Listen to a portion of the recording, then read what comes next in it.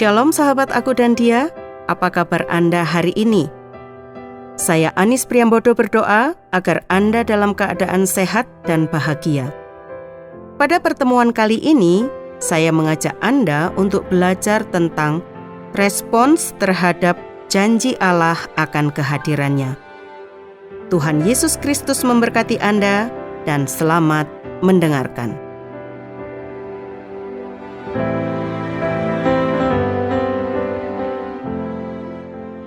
Sahabat aku dan dia, seperti dalam pertemuan yang telah lalu bahwa hidup kita sebagai orang percaya akan menghadapi peperangan rohani dan peperangan itu dapat berakhir dan membawa kemenangan ketika kita bersama dengan Allah. Menaati kehendak Allah dan sedia dipimpin oleh Allah tidak dapat dipungkiri bahwa dalam menjalani kehidupan di dunia ini, seringkali kita diperhadapkan dengan kesulitan, pergumulan, rintangan, dan tantangan hidup. Namun ketika kita bergaul akrab dengan Tuhan melalui kebenaran firman-Nya, maka kita akan mendapati bahwa Tuhan selalu memberikan pelajaran berharga atau teladan. Teladan atau pelajaran hidup dapat kita ambil dari kehidupan hamba-hamba Allah. Secara khusus pada hari ini kita akan belajar dari Musa. Musa sebagai seorang pemimpin bangsa Israel seringkali berada dalam kesulitan yang besar karena ia harus menghadapi pemberontakan bangsa Israel di satu sisi, namun di sisi yang lain ia harus tetap taat kepada Allah yang telah memilihnya untuk menjadi pemimpin bangsa Israel. Sikap yang diambil Musa ketika menghadapi persoalan adalah mencari Tuhan Allah. Keluaran pasal 33 ayat 13-14. Maka sekarang, jika aku kiranya mendapat kasih karunia di hadapanmu, beritahukanlah kiranya jalanmu kepadaku, sehingga aku mengenal engkau, supaya aku tetap mendapat kasih karunia di hadapanmu. Ingatlah bahwa bangsa ini umatmu. Lalu ia berfirman, aku sendiri hendak membimbing engkau dan memberikan ketentraman kepadamu. Sahabat, satu hal yang indah ketika kita mempunyai satu permintaan dan permintaan itu dikabulkan.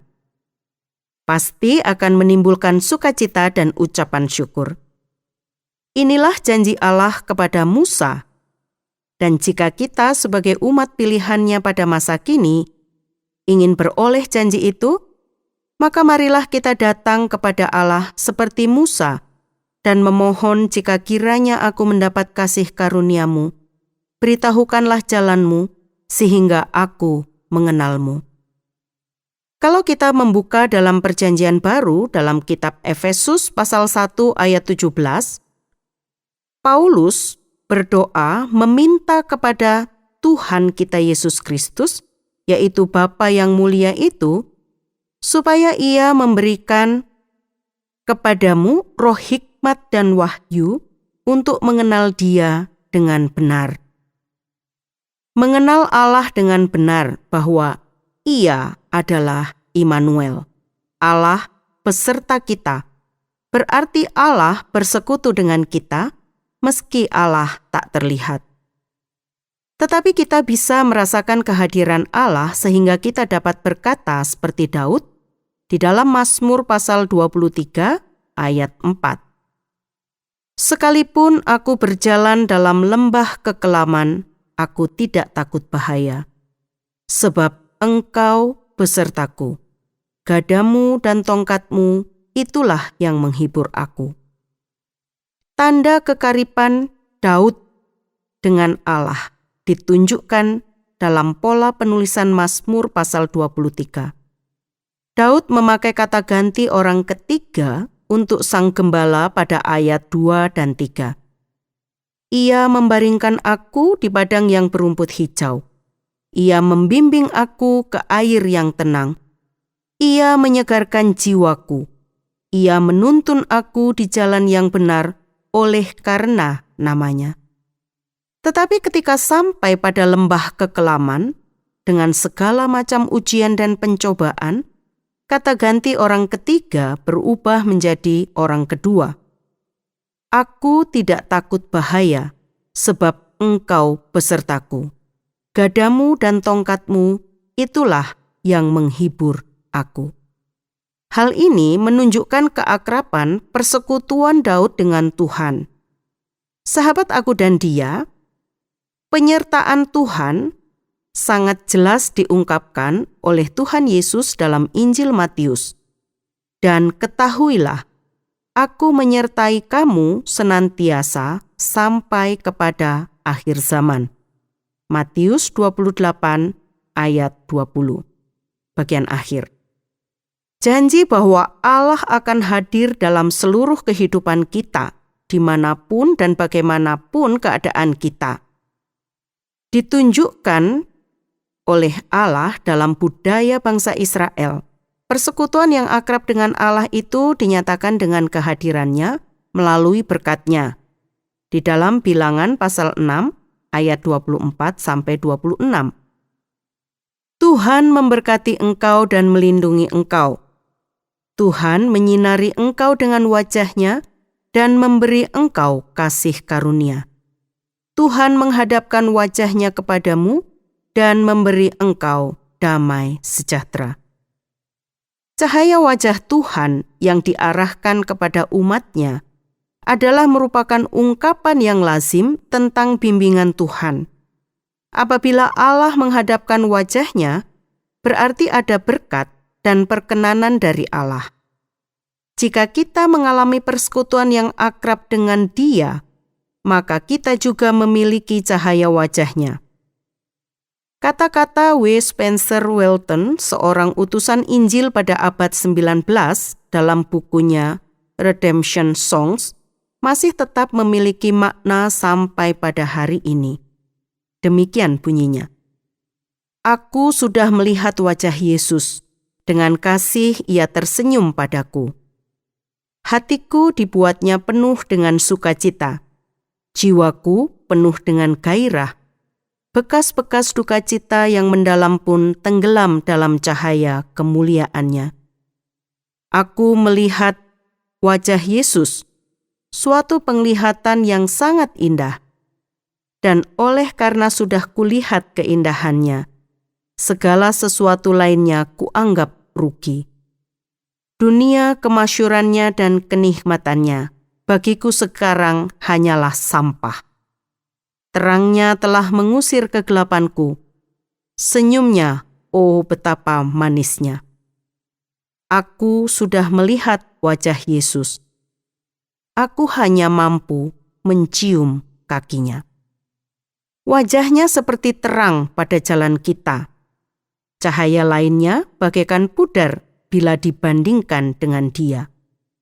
Salomo meneguhkan hal itu dengan kata-katanya di dalam Amsal pasal 4 ayat yang ke-18, berbunyi, tetapi jalan orang benar itu seperti cahaya fajar, yang kian bertambah terang sampai rembang tengah hari. Dan Tuhan Yesus berkata, Akulah terang dunia. Barang siapa mengikuti aku, ia tidak akan berjalan dalam kegelapan, melainkan ia akan mempunyai terang hidup. Yohanes 8 ayat 12. Allah tidak pernah menjanjikan kepada kita jalan yang mudah, tetapi Ia berjanji jalan yang diterangi. Paulus ketika berjumpa dan mengenal Allah, menganggap segala sesuatu yang selama ini berarti adalah sampah. Filipi pasal 3 ayat yang ke-8. Malahan segala sesuatu kuanggap rugi karena pengenalan akan Kristus Yesus Tuhanku lebih mulia daripada semuanya. Oleh karena Dialah aku telah melepaskan semuanya itu dan menganggapnya sampah, supaya aku memperoleh Kristus. Kehadiran Allah dalam membimbing dan menuntun kita, selain ditunjukkan melalui cahaya wajah-Nya yang memberikan penyertaan, juga damai sejahtera dan kelegaan. Janji kehadiran Allah sebagai bentuk persekutuan yang akrab memberikan kelegaan dan damai sejahtera. Matius pasal 11 ayat 28 sampai 29.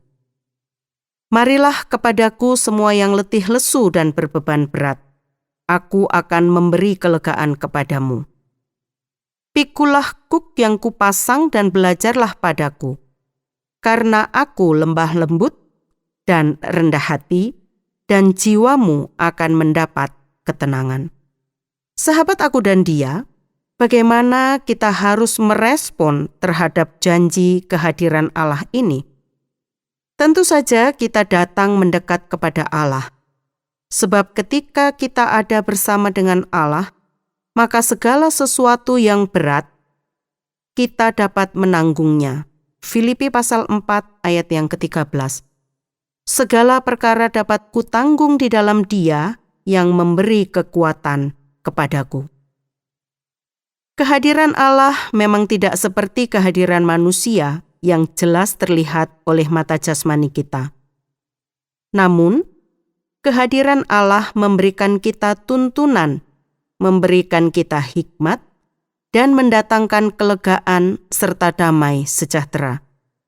Sehingga meskipun kita memiliki persoalan yang banyak, kita sanggup melewatinya, bahkan menanggungnya, karena Allah menyertai kita.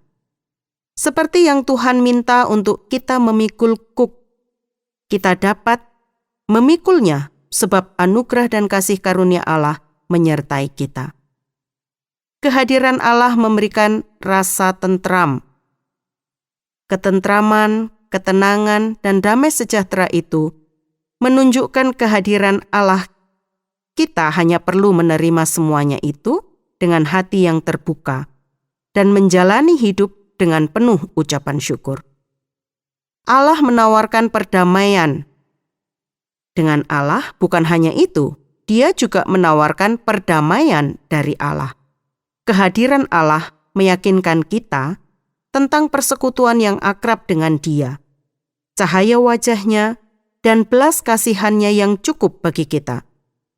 Seperti ada sebuah syair lagu yang ditulis oleh Edward Bickersteth berbunyi, damai-damai yang sempurna tertekan oleh tugas yang bertubi-tubi. Melakukan kehendak Yesus, inilah ketentraman. Jadi, inilah respons yang tepat, yaitu melakukan kehendak Yesus. Sebagaimana Yohanes Pembaptis yang mempersiapkan jalan bagi Tuhan. Injil Lukas pasal 3 ayat 3 sampai ke 5. Maka datanglah Yohanes ke seluruh daerah Yordan dan menyerukan, bertobatlah dan berilah dirimu dibaptis, dan Allah akan mengampuni dosamu. Seperti ada tertulis dalam kitab nubuat-nubuat Yesaya, ada suara yang berseru-seru di padang gurun, persiapkanlah jalan untuk Tuhan, luruskanlah jalan baginya. Setiap lembah akan ditimbun, dan setiap gunung dan bukit akan menjadi rata. Yang berliku-liku akan diluruskan, yang berlekuk-lekuk akan diratakan. Dan semua orang akan melihat keselamatan yang dari Tuhan.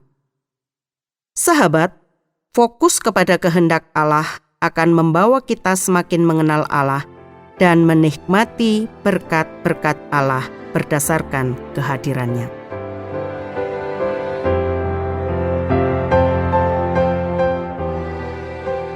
Sahabat aku dan dia, usai sudah perjumpaan kita kali ini.